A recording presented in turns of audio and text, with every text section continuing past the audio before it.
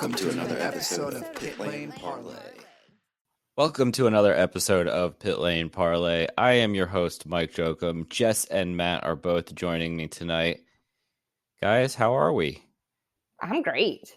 It's weird doing this on a Sunday night. Yeah. New release day for IndyCar going forward, because congrats to Jess on a better day job at her company and switching hours, so we moved some things around. And you got a new cat this week. That's pretty fun. Or yesterday, like in the last 24 hours. Yes, I did. And he's in his little playpen crying. He's teeny tiny, so I actually can't leave him alone yet. He's got to be in a playpen. Yeah, congrats. I thought the real reason, though, that we moved this to Sunday night was for Mike to have something to think about other than the Eagles losing. Yeah, that is That's fair. I do. Honestly, that is totally okay, and I appreciate that. I'm not even angry, not even remotely angry that you're making fun of the Eagles. Well, we've lost 6 in a row, the Bears. So I was gonna make fun of the Bears, and then I was like, I have no room to talk. That's like making fun of Marco. It's very low hanging fruit. Well, my team's doing okay, so sorry, guys. They were like a whisker away from losing today. I know, but they still won. A win is a win. It doesn't have to be pretty. I guess.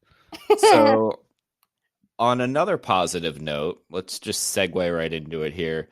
We want to give a shout out to James Hinchcliffe for helping build a iRacing simulator for young Jasper Lenglade, who's battling leukemia. James helped it with the Make-A-Wish Foundation, brought the Borg Warner Trophy, and had I think the 2-seater car was there at Jasper's house. So really cool to see over in, I think it was in Indiana, if I'm not mistaken. I'm trying to see here in the article where it's from. And so just want to start out the episode on a happy note that James is able to make this kid's day, and hopefully he's able to recover. Yeah, it was pretty cool to see. And I read, too, that he gave him some pointers when he was racing at Indy on his sim. So it should be fun to see some updates maybe, in the future about how he's doing on his simulator. Yeah, definitely nice to see these types of news stories in what's been a pretty rough year. So we'll jump into, let's start with we saw this coming, but we didn't want to admit it. Ferrari to IndyCar, maybe. Adam Stern says no. Other sources like Autosport said, well, it could be possible in 2023. So I know we were all kind of, I don't want to say lukewarm on this actually happening, but with one source saying one thing and the other source saying another thing, where do you guys stand on Ferrari and IndyCar in late 2020? It's a weird time. I mean, I don't know. It's just there was so much momentum for Ferrari to IndyCar, and it seemed like they had a logical reason to come to IndyCar given the Cup packs come into Formula One and they have to keep people employed and whatnot. So it seemed like IndyCar was their next best bet, and it was weird because usually Stern bombs come out and we kind of just take it as in stone, but then immediately after there was contrary reports coming. So I hope this deal's not off, but I am growing a little more skeptical as the days go by that it's going to happen. So we'll just keep our fingers crossed, I guess. I was pretty skeptical from the get-go that it would happen, so I can't necessarily say I'm overly surprised. It'll be interesting to see how it plays out. I definitely can't, it would be awesome to see it happen. Don't get me wrong there, but I don't know. I still don't have super high hopes for it. I'm kind of in the middle right now. I don't want to say I was ever super hopeful that it was going to happen, despite all of the really cool positive momentum that came out. I guess it was in the summer at this point, but I don't know. Listen, it's tough to say it's going to happen because it's 2020 and next year's probably going to be a a little bit of a strange year too. So we shall see, but I don't have great hopes for it right now. It's definitely going to be a strange year next year. I mean, yeah. Just all of the news stories that we have seen, or the possibilities of who's coming and going and whatnot, it's definitely going to be a strange year. Strange, like Foyt running 3 cars next year, kind of strange. Yeah, and Foyt running 3 cars with possibly an F1 driver, strange. Yeah. Yeah, that's kind of a 2-parter here. Do I get a segue award? I think I should get a segue award. It was pretty good. Yeah, that was pretty good. All right, so thank you. Mike doesn't usually use a round of applause on me. I usually get the big fat F or a boo. Don't keep going there. No, Don't. Yeah, I'll get it eventually. I'm afraid to say Charlie Kimball's name because I feel like you're going to soundboard me on something. Marshall Pruitt came out with another silly season update on Racer Mag. Some of the highlights are Santino Ferrucci's seat is in jeopardy because of funding. Hunter Reay seems like he's going to be back with Andretti. They're pretty confident that Hinch is going to be in the 26 car that was formerly occupied by Zach Veach. Max Chilton appears to be coming back. It looks like in the same role that he had last year. Foyt to 3 cars, as I jokingly mentioned. Charlie Kimball to Coyne or Carlin again. ECR doesn't look like they're changing anything. And then one more silly season thing that came out that was actually confirmed the following day with the Road to Indy that we'll touch on here in a bit. So where to start? Foyt 3 cars. Do you guys think that's going to happen? No. Yeah, not unless somebody brings a whole lot of money. And that kind of segues into all of it, because that's kind of the name of the game at this point. Like, if you read that article, it's pretty much all about the cash flow at this point. Yeah, because it sounds like Kimball's going to be somewhere. I mean, is it kind of not like I don't know if annoy is the right word, but he's had pretty solid sponsorship funding since 2011. Well, even before that in the Road to Indy too, but he's been in IndyCar since 2011. And I feel like every offseason they do this kind of like PR dance where it's like, oh, we're still trying to secure the funds, but it's like you got the same sponsor you've had for like your entire life here. What's the holdup? So pretty confident that he'll be back with either Carlin again or Dale Coyne. I think that would be kind of a weird lineup. But what do you guys make of the Santino Ferrucci kind of out of nowhere that he is now under threat of losing that seat? I hate to say I'm not surprised, but don't do that. Here you go again. We need to write these down so that you can actually point back to and say like, aha, I got that one right. I'm not saying like, oh, I got this right from 6 months ago.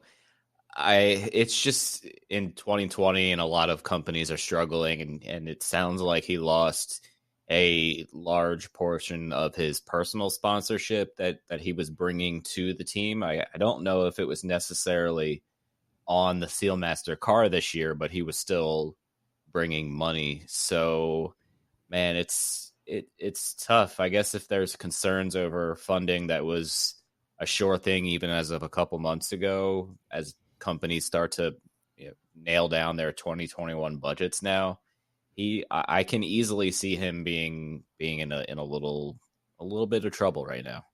I think you scarred me from the whole Elio DeShank thing still. Yeah, you just immediately assumed where I was going with that. I'm a little scarred on that one. Like, I knew that was coming. Like, oh yeah. All right, sorry. Anyways, Jess, continue.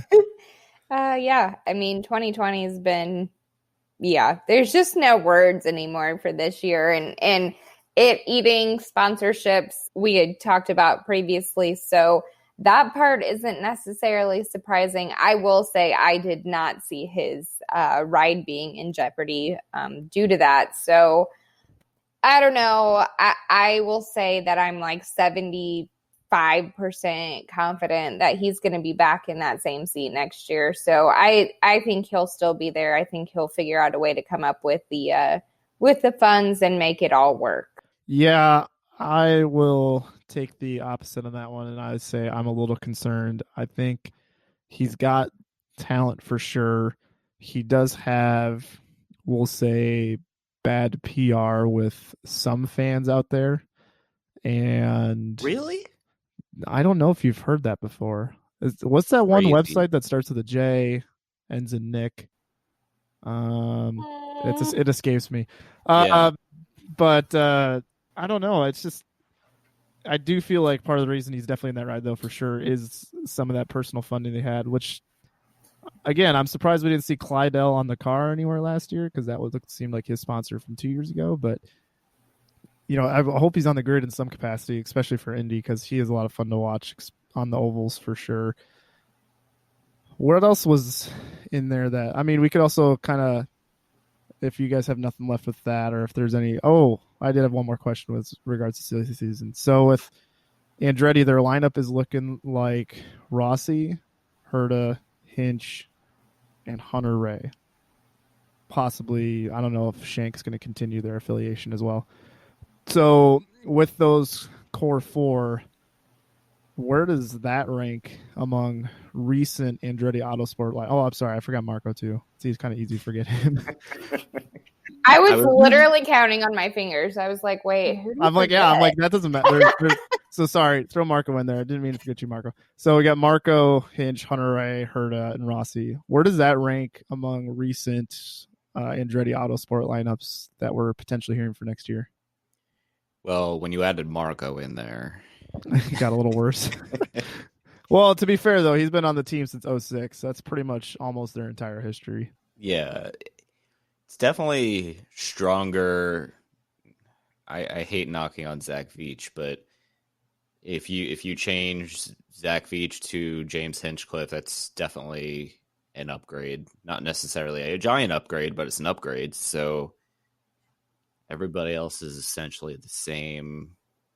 Yeah, I'd say it's stronger than the last couple of years, but I don't think it's as strong as their early days when they had guys like Dario and Dan Weldon and whatnot, and Marco contending for an Indy 500 win early on. So, yeah, I think those were the strongest overall lineups, but it's definitely a strong lineup. Yeah, I mean, they were called the Dream Team when they first started for a reason, and it's going to be hard to ever get back to that.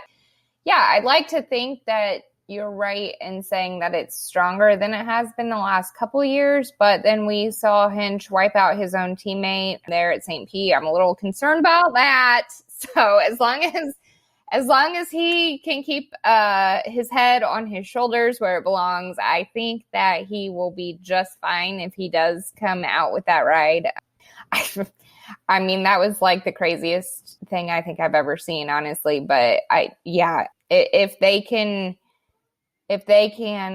go into next year a little stronger than they came into 2020, I think that they will dramatically do better, because they did get better at the second half of the season. So if they start better, they'll do better in the end.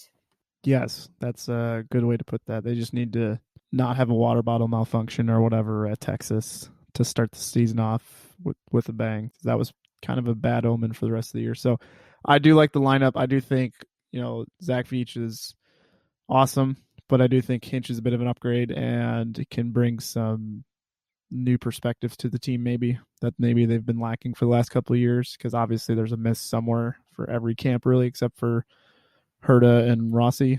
So hopefully that makes the team a little more well-rounded next year. So real quick before we move on to another topic, I guess it's not really silly season related, but kind of an interesting question that came out of the Rinus VK going back to ECR for next year, which kind of went under the radar, but on Motorsport, David Malsher was talking about it, and VK's quote was, "I'm happy to stay with ECR next year, blah, blah, blah, and I definitely don't want to move to a top team too soon." I felt like, okay, I know what he's saying, and I know we've kind of been down on ECR the last, couple years, but for VK to be that kind of blunt and honest, is that a little bit of an ego blow to Ed Carpenter and Ed Carpenter Racing? I don't think that they probably see themselves as a top tier team. I mean, if they're being realistic about it, I can't imagine that they would see themselves as a top tier team. They're definitely not a Foyt either, but I feel like surely that they're realistic enough to understand what he means by that. I see what you're saying. First of all, I think it's refreshing to hear what he's saying because it's nice to hear kind of a little bit of honesty, and I think in all actuality, I think he outperformed his equipment last year for sure. I think he did a great job. And yeah, I mean, I honestly would put Carpenter at the level of Foyt right now, which is sad, but I think they're pretty much at the bottom of the barrel in the series. They're fighting Carlin and Foyt to get out of the, I don't know what you have, the cellar. The 20 car was one of the cars going into the final race battling for leader circle money. So I don't have a lot of faith in that team, unfortunately. Someone brought that up on Twitter too. If, Connor Daly has Air Force money, why on earth would you bring it back to Carpenter? Because it doesn't seem like the team did him a whole lot of favors last year, and his best performances were all with Carlin on the ovals. So that's a good thought. I would love to see Daly go to a second Carlin car instead. I just don't want to see him kind of get stuck at Carpenter. I know he's close with Ed and he's got job security there, which is never a bad thing, but I just don't want to see him relegated to the back of the grid because Carpenter's team has slowly been on the decline for the last basically post Newgarden. Well, so I guess on silly season note, still, we will talk about not one, but two F1 drivers who we thought may come to IndyCar next year. We touched about Romain Grosjean quite a bit in our last episode. Obviously, that was before his insanely scary accident that he had, like walking miracle that he got out of that. Okay, but due to that, he's now saying that maybe he might rethink coming to IndyCar because of ovals. And I don't know about you guys, but I can't really say I blame him after that. I would never get into a race car ever again if I got in that accident. There's no way. So the fact that he was trying really hard to get back for Abu Dhabi, which we'll touch on in our F1 episode this week more extensively, but he's trying to get back to Abu Dhabi and it didn't work out. So his F1 career looks like is over, unfortunately, but he's going to do some sort of test in the offseason with Mercedes. That's like a farewell party. I would never get into a race car ever again. I think he kind of had his this is what it could have been like moment in racing, and he fortunately got out alive, and I think he knows just how lucky he got. And honestly, I think that crash in F1 was a little fluky. There's a lot of things that went wrong to get to those circumstances that he was in. And I think if you were to drive on the Indianapolis 500 for the first time, there are, I think, exponentially more things that could go wrong when you're going that fast at Indy at a really dangerous track. So for me, I don't blame him. He's had a great F1 career. The last couple of years haven't been the best, but I appreciate his honesty and his willingness to accept the fact that maybe ovals aren't for him, which is something that we've seen from former F1 drivers coming to IndyCar too in the past. Yeah, like we've said before, I don't fault any driver who says, hey, ovals aren't really for me. I respect the decision, especially even more from Grosjean because of everything he's gone through in the past 10 days or so. So, no, I completely respect his decision if it means walking away from racing or taking a little sabbatical and driving sports cars, whatever it may be. I think he should do whatever he should have the ability to choose what he wants to do next. Yeah, and he said more than anything, the thought of his family and his kids having to see that and go through that for, I think he said it was like 2 minutes and 45 seconds before they knew that he was okay. Okay being a relative term there, but I can imagine that putting the people who love you in that position would be very difficult. So I props to him for going to take some time and think about what the future holds for him. So on the same note, we had another F1 driver who was looking to come to IndyCar, and as it turns out, 2021 isn't going to be the year. But what do you guys think about Kevin Magnussen going to Ganassi for IMSA next year? Probably a good spot for him to be in. Ganassi's always strong in IMSA when they're there, and they're taking over a Cadillac program that's won the Rolex 24 3 out of the last 4 years, obviously with Wayne Taylor racing, but Chip likes winners, so I'm sure they'll be right up there in the battle. I don't think I know it says no plans for IndyCar yet. I don't see it happening. You obviously need much less of a budget to get a sports car ride than an IndyCar ride, and everything I've been told in the past, the past month has been that Magnussen has very little budget at all, other than a personal sponsor that you see on the halo of his F1 car. So I don't see that happening at all, but I think he'll be successful in the IMSA ride for sure. Yeah, I'm excited that he's landed somewhere strong. I just don't know if I hope Chip knows that he hasn't won a race though yet in since 2014 when he joined F1. Didn't win an F1 race, so he hired a guy who I like winners. Sometimes it's contrary to some of his decisions he makes, but I'm sure Magnussen will come out firing for Ganassi. And I don't. Do we know if Husky Chocolate is an Ericsson sponsor or a Ganassi sponsor? I think they're Ericsson. Okay, because I was trying to think that if Ericsson kind of has another, we'll say, average season in IndyCar, I wonder if that seat would be in jeopardy for 2022 with Magnussen coming around too. So I don't know. It's something we'll keep our eyes on for. I hope he does well with Ganassi, and I hope that relationship builds so that he can get placed in maybe Xfinity or IndyCar or something else that Ganassi runs, because I think they would be a good partnership. Did you guys know that Magnussen? So he was with McLaren, and in 2015 he got kind of relegated to the reserve role because Alonso came along. And Andretti was going to hire him, but McLaren basically told Andretti to take a long walk and block the deal. I feel like that you jogged something in the deepest part of my memory bank, but it's not completely ringing a bell.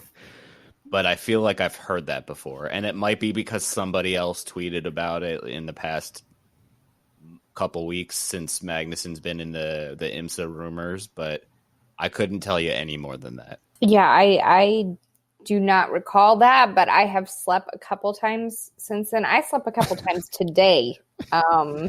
So, yeah, I think it's good that Magnussen's going to be with Ganassi. And I think Mike Hall put it best when he said, basically, it's a strategic move for them. They've now got him, and if the opportunity presents itself to put him in a different position, they've at least got him in the team, and they have the option to move him around now. So I think they're doing it for a possible long haul with him. Hopefully it pays off in the end. It'll be interesting to see what he does outside of F1 now. Yeah, for sure. And then kind of going back to the Andretti McLaren thing. So obviously Andretti blocked it, and now we know hindsight 2020. 2 years later, Andretti and McLaren formed a partnership with Alonso for the Indy 500. Do you think, I don't know, I feel like if I was an owner and I had a deal all lined up and the superior F1 team blocked that deal, I feel like I would be bitter for a little bit. But I guess Michael Andretti let it go and made a deal 2 years later. Money talks. I guess. I mean, yeah, if you got the chance to sign Alonso, you're going to do it. But I'd still be bitter. No doubt I'd still be bitter. Listen, I might be bitter, but money is money. Signing Alonso is signing Alonso. So. Yeah, that's true. I guess I'm petty. Yeah, that's fair. You are. Real quick before we continue on our weekly team pit lane shout outs, let's give a big shout out to Kat Nickel, Mike Silver, and even though his Packers embarrassed my Eagles today, David Lighting. Eagles had somewhat of a good comeback. Yeah, it was Yeah. Well, I'm not like very high. Let's move on to something really exciting. The Penske and IndyCar launch of the diversity team in the Road to Indy, Force Indy. So they'll be running one car in the USF 2000 level this year, and with the intention to eventually expand and move up the ladder. So what are your guys, before we kind of dive into the specifics of anything, how good is this for IndyCar on the Road to Indy? I'm super excited about the whole thing. The only thing that I can say I'm not a fan of is their name. But other than that, I flipping love this whole idea. I think it's going to be brilliant, and I can't wait to see it take off and see how they do. Yeah, I thought it was a typo at first. It brought me back to the Force India days, but it's a really good idea, and props to Penske and all of the behind the scenes staff of Force Indy for getting this off the ground. And it's definitely going to add some intrigue to the F2000 season, because I definitely think it's something for people to follow, and gives people at home a chance to definitely cheer someone on, because whoever's going to get in that seat is going to have a great opportunity ahead of them, and then we wish them the best. Yeah, it's going to be really interesting to follow. I think the whole kind of like the long-term plan is to start it down at the karting level even, and really build up a whole ladder system for these guys, and not only just for the drivers but also the crew. So one of the things that team owner and NXG Youth Motorsports CEO Rod Reed said was that these guys who are working on the car, whether it be the truck drivers or the mechanics, the crew, etc., eventually one day he wants to see them move up the ladder all the way to IndyCar and whatnot. So it's really not just, I mean, it is about the driver when you watch the race, but this is a whole team effort that is going to be kind of mentored by Team Penske, at least for 2021. So I don't know if there's any thoughts on anything you guys want to add there, but I think that's pretty much the gist of it. A really awesome opportunity for whoever is the driver this year. They haven't announced a driver yet, but the one thing they did announce is they're running the number 99, which is a tribute to Dewey Gatson, who drove a Roadster with that number in 1951. He was one of the winningest African-American drivers and mechanics in racing history, but obviously did not get to race in the Indy 500. Any thoughts? Yeah, so I also read too that they are planning on even staffing their home shop, like the customer service people and people that you see when you walk in the door with people of color. And I really appreciate that they are trying to bring more people of color into the sport, because I found it really fascinating that Roger was talking to Ron and trying to figure out why it doesn't already happen. And it was basically because people don't have somebody to look up to. There's not already somebody there. So they're trying from the ground up, even the basic entry level positions there at their shop, which is going to be in North Carolina. They're making everybody somebody who, as he put it, looks like them. So I am really excited to see the team take off. Big props to them for making this happen. Awesome. Well, we'll continue down here real quick. Let's circle back to some silly season stuff that maybe we'll also touch on the NASCAR side of things. Santino Ferrucci is trying to add some NASCAR, whether it be Xfinity or Cup, to his schedule. He specifically mentioned the Dirt Bristol race and the Charlotte Roval, but really any stock car program. So pretty much he'll just run any race that he can, which is pretty much in line with what he did last year. He ran the Chili Bowl and he ran some other dirt event, I think, that I don't remember what it was, or he was supposed to. So do you think it will happen? Any thoughts on maybe will he find himself only in NASCAR next year? Yeah, I guess it comes back to do you think he's going to be an IndyCar or not? And so with my earlier prediction that, it might just be Indy 500 and maybe an oval here and there, I could definitely see him doing some NASCAR next year. And given how we've seen him drive an IndyCar, which is, sometimes loose and fast, I think NASCAR might suit him pretty well if he can get up to speed and kind of learn some of the finer things with that. So it'd be definitely an interesting prospect, and I think he would have some varying success there.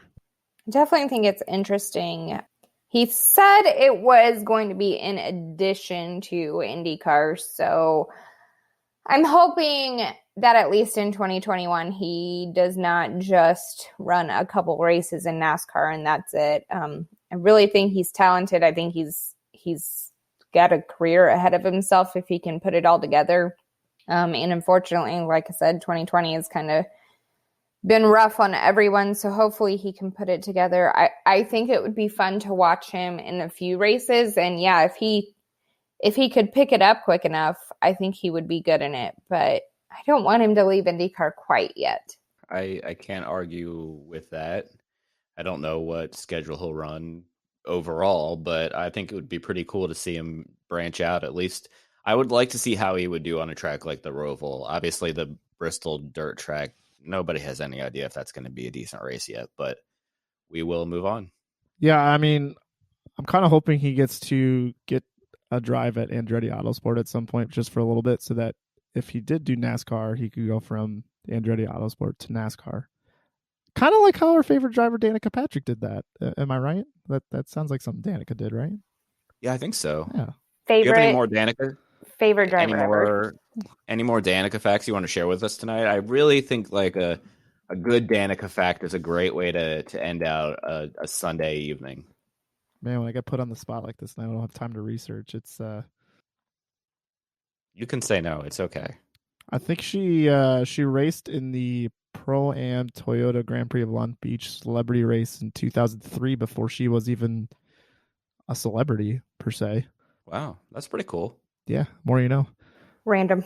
Yeah. All right. I want to get back to a discussion that we had last week that unfortunately got cut out of the episode because I think Mike sneezed. Or what happened last week with technical difficulties? Yeah. So Mike sneezed. Jess, do you know who Robin Miller is? I think I've heard of him a time or two. And we love everything Robin Miller does, right? Oh, 100% all the time. Right. Does he write for the starts with J and rhymes with Nick? No, he doesn't. But that would be how cool would that be if that ended up happening at some point? Oh Lord, like the world would stop spinning. No. All right, so for those who missed it, what's now 2 weeks ago, Robin Miller came out with an article on Racer Mag about questioning the point of points in racing.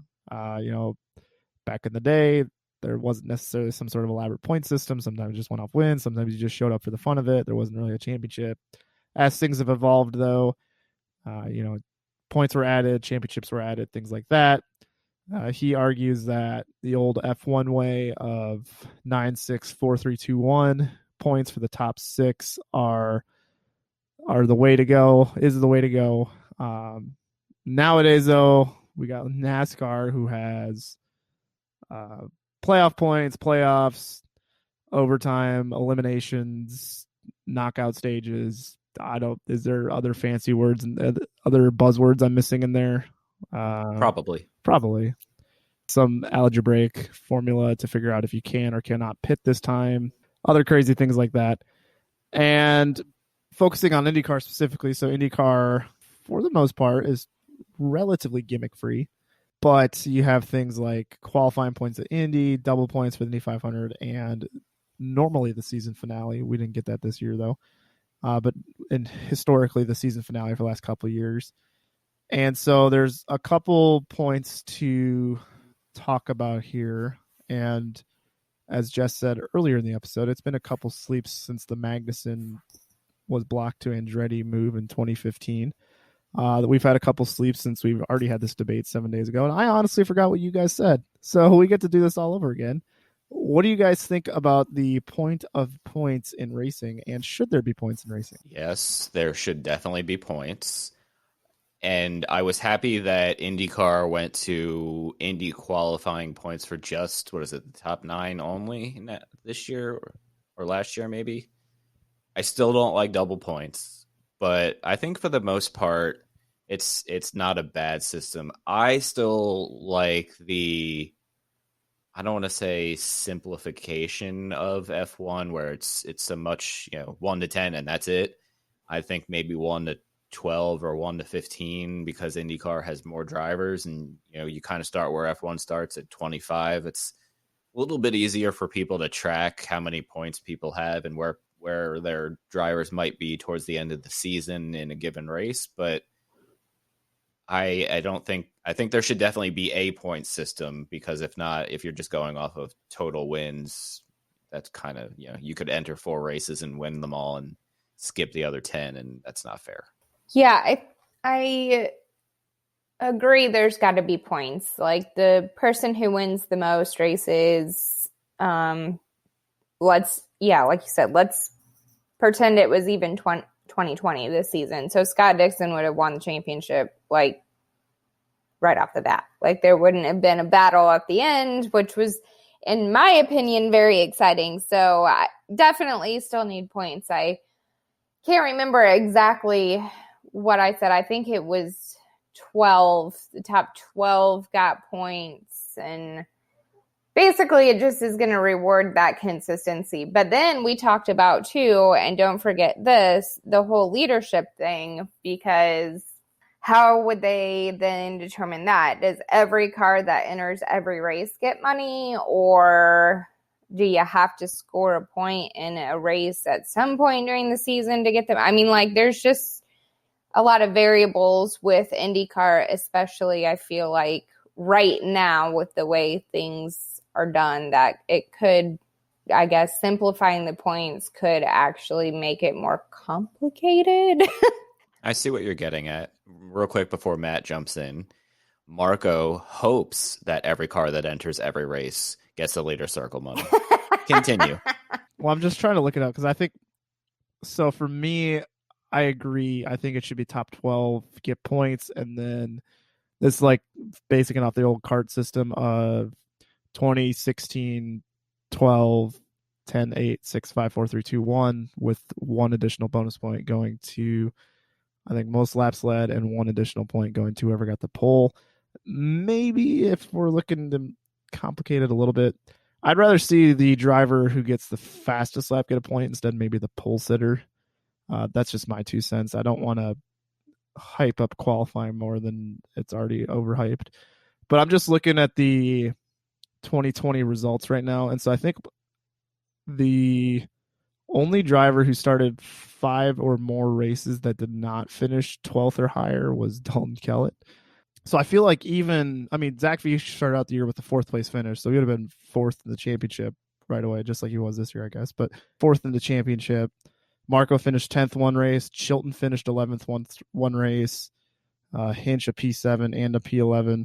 So I feel like if we get to the point where multiple drivers are tied for 0 points, that must have meant we had maybe a weaker than normal field. But then you also have to think about it too. So I guess one way would be say is, what was it this year? Top 22 leader circle entries get $1 million.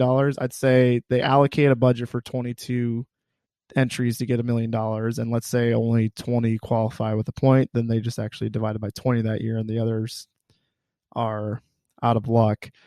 But then you also have to think about another factor in it is a guy like Sebastian Bourdais started 3 races, finished 4th in the last one, which under the kart system would have been, 10 points, 12 points, somewhere in there. That would have put him ahead of guys like Kellett, Hinch, Carpenter, Kanaan, Chilton, tied him with Veach, would have put him ahead of Marco.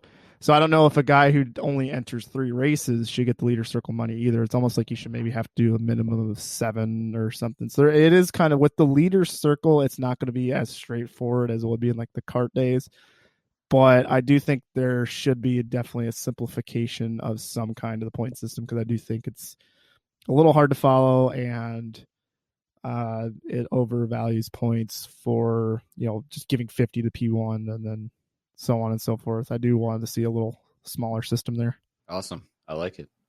And yes, that was my fault that this discussion that we just had was not in the previous IndyCar episode, because sometimes technology is not your friend when you're trying to fix things, and you end up making it worse and just having to delete it all so that you can get some sleep. He still sneezed. I started it. You just finished it. No, it was my fault. Yeah. Thank you, Jess. Oh, come on. I was gonna...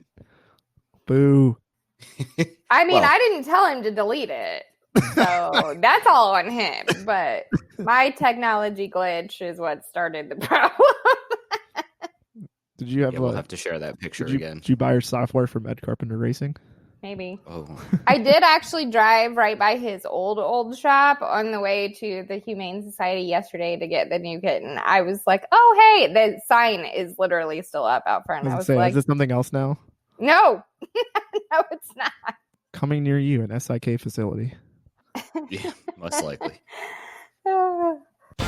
And now it's time for Pit Lane Parlay's Pitfalls of the Week.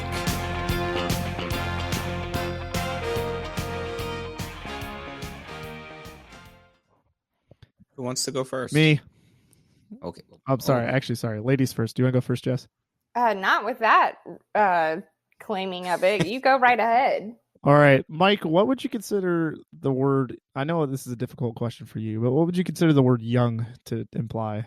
Sub 25 years old. Okay. So when you hear of the Formula One Young Drivers Test, how old do you think the oldest person out there is going to be? It annoys me that I already know this, so I'm going to pretend I don't. And I'm going to guess the oldest driver is 22. Would you guess the oldest driver is almost 40 and a double world champion?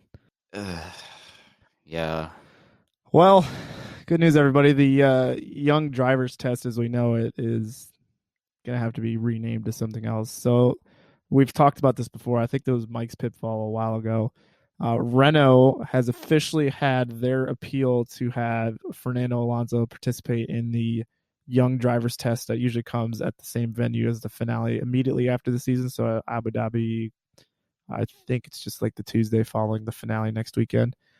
They are going to be able to field Fernando Alonso as one of their drivers in the Young Drivers Test, where they usually just give F2 drivers or reserve drivers a chance to wheel the car around, try a couple things out just to kind of end out the year and maybe try a thing or two for next year. I am curious. Well, A, I'm annoyed. Obviously, it's really annoying that this was allowed. But B, I'm kind of curious to see what rule is cited to allow this, and or can they make that rule a different rule for next year? Like, that's just annoying that Alonso was allowed to enter this test instead of one of their many reserve drivers or drivers in the junior programs down below. It's annoying. I think he'll get plenty of seat time next year. He also didn't forget how to drive a Formula One car, and I think he'll do just fine. So I just don't understand why this has been a whole thing.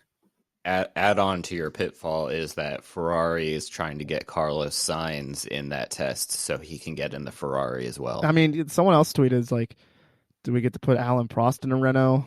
Do we get to put Alan Jones back in a Alpha Tauri? Like, I think they said that on the F1 broadcast, like during practice on Saturday. Like they showed Prost and they were like, is he going to do the test too? Yeah, it's just where do we draw the line there? I mean, I think once he comes back, Alonso, it's either going to be Alonso or Raikkonen as the oldest drivers in the field.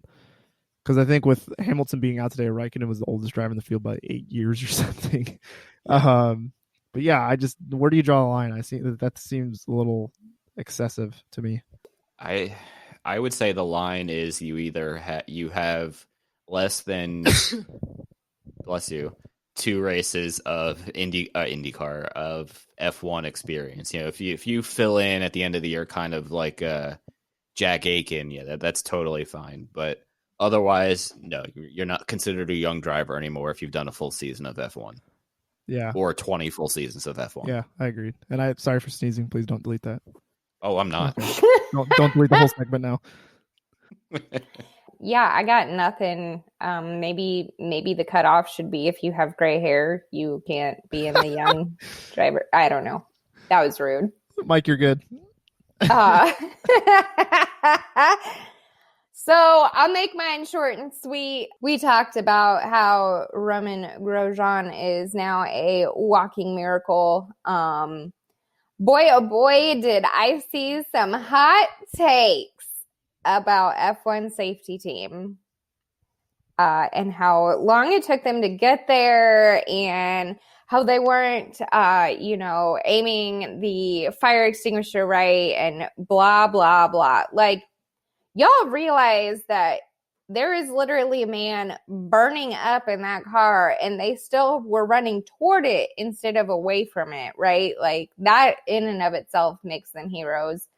Like, if I were in that situation, I would be freaking out. The adrenaline obviously would be all-time high, and I can't say that I would be able to operate a fire extinguisher with complete accuracy either. So the fact that somebody did run toward it and did get a fire extinguisher working within a few seconds is amazing. And I'm sorry, but 28 seconds to get him out of the car, like, if you think that that is a long time, like, just blink, because it's not at all. Like, stop it. Just stop being so critical of every single thing if you've never been in that situation. Yeah, we talked about it on the F1 side too, and now if that was me, I would take an exponentially long amount of time to get the fire extinguisher to work, and I would be really poor at that job. So they don't want me there, but I think under the pressure they were under, I thought everybody who acted in accordance to helping Romain get out of the car did a great job, so props to him. Yeah, I agree there. I echo everything you both said. I know that's a high pressure situation, and if you can't aim the fire extinguisher well under that pressure, I get it. I definitely wouldn't be able to. All right. Speaking of high pressure situations, what do you got for us, gray-haired man? Hey, I'm going to pitfall Matt for being mean. Rude. I am going to pitfall the Mercedes pit crew, who completely blew their chance at having a George Russell win and a Valtteri Bottas at least second place after Jack Aiken spun and brought out the safety car. Russell came in. They put the wrong tires on his car. They put Bottas's front medium set on his car. And then, so that was already, it did look a little confusing. You could see on the screen the left rear tire kind of just floating through pit lane, and it was all sorts of confusion. And then Bottas got stacked up. He comes into pit. They can't get the one new tire back on the car. The brake catches on fire a little bit, so they go back and put his old hard tires on. He plummets like a rock after the caution to P8. So really just an awful job by the Mercedes pit crew. And Toto Wolff came out after the race on TV and said this was a giant cluster F and did not bleep himself. So I appreciated his honesty, but it was just, that was bad. I don't even know what else to say other than that was a complete embarrassment of a pit stop sequence. Yeah, I feel bad for George because obviously, I mean, he nailed his tryout. I don't think anybody can take anything away from him as far as what he was able to do, and I think it's a good sign for him in his future. I think it's the only thing I'll comment really is the highlight for sure is a very serious German team manager who's going to go down as one of the best team principals in Formula One history, going on live TV and saying it was a colossal F up, except as Mike indicated, he didn't say F. He did not censor himself. And doing that on live TV, he said, "Oh, can I not say that?" Well, I said it anyways. Just like that was the best part. Like he knew he messed up. He's like, "I don't care," because it was. Yeah, I am curious to see what their review of that whole situation is going to be like. You know, who made the error here. is a very short track that they raced on, but that could happen anywhere where you're kind of close to the pit entrance and the safety car comes out and you got to react quick. So I just don't understand why they weren't as prepared as they were. Yeah, they were. Yeah, I'll leave it at that. Hot mess disaster. Yes, 2020 in a nutshell. Yep. Guys, do we have anything else? All right, Jess. Everybody, thanks for listening. We'll be back next week, more off-season talk, and we'll see what we can get into and some fan questions and whatnot. So, Jess, go ahead and sign us off. And guys, keep your lug nuts tight. Today's podcast is presented by Podgo. Podgo is the easiest way for you to monetize your podcast, providing podcasters with a flat rate for ad space so you always know how much you get when you include an ad from Podgo. I recently joined as a member, and you can too. Apply today to become a member and immediately be connected with advertisers that fit your audience. That's podgo.co at podgo.co.